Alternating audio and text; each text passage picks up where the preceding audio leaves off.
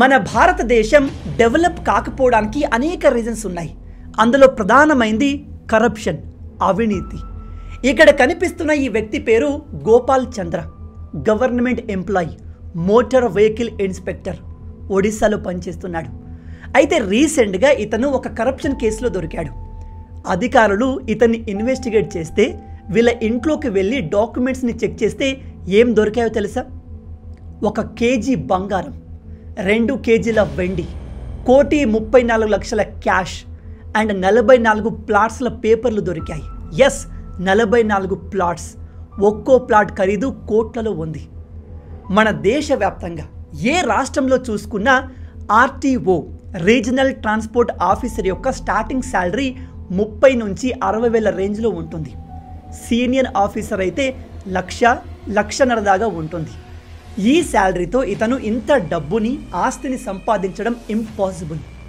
మరి ఇతను ఎలా సంపాదించి ఉంటాడు? కరప్షన్. ఇలాంటి ఆఫీసర్లు మన దేశవ్యాప్తంగా లక్షల్లో ఉన్నారు. అండ్ వాళ్ళు ఇలాగే చేసి కోట్లు సంపాదిస్తున్నారు. ఇలాంటి ఆఫీసర్లు ఉన్నప్పుడు ఇండియానే కాదు, ఏ దేశం కూడా బాగుపడదు. మీకు తెలుసా, ఒక సర్వే ప్రకారం మన ఇండియాలో ఉన్న 62% ప్రజలు ఎక్కడో అక్కడ కరప్షన్కి లోనయ్యారు. 62% అంటే దాదాపు 60 నుంచి 70 కోట్ల మంది ప్రజలు కరప్షన్కి లోనయ్యారు. ఈ లెక్కన చూసుకుంటే మన గవర్నమెంట్ ఆఫీసర్స్లలో 70% కంటే ఎక్కువ మంది లంచగొండిలే అనుకోవచ్చు. ఇది జస్ట్ ఎస్టిమేషన్ మాత్రమే. ఈ లెవెల్లో మన దేశంలో కరప్షన్ జరుగుతుంది. మీలో ఎంతమంది ఇప్పటి వరకు ఎక్కడ కూడా లంచం ఇవ్వకుండా ఉన్నారు?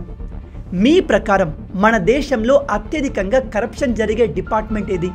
ఇంకో ముఖ్యమైన విషయం, ఇది చాలా ఇంపార్టెంట్. అందరూ గవర్నమెంట్ ఆఫీసర్స్ ఇలాగే ఈ లుచ్చాగాడిలాగా ఉండరు. సిన్సియర్గా పనిచేస్తూ దేశ అభివృద్ధి కోసం పాటుపడే ఆఫీసర్స్ కూడా ఉన్నారు. కానీ దురదృష్టవశాత్తు అలాంటి వాళ్ళ సంఖ్య చాలా తక్కువ. మన దేశంలో ఇలాంటి అవినీతి ఉండకూడదు అంటే గవర్నమెంట్ ఎటువంటి జాగ్రత్తలు తీసుకుంటే బాగుంటుంది, ఎటువంటి యాక్షన్స్ తీసుకుంటే బాగుంటుంది, అండ్ ఇలా అవినీతి చేసే వారిపైన ఎటువంటి శిక్షలు విధిస్తే బాగుంటుంది?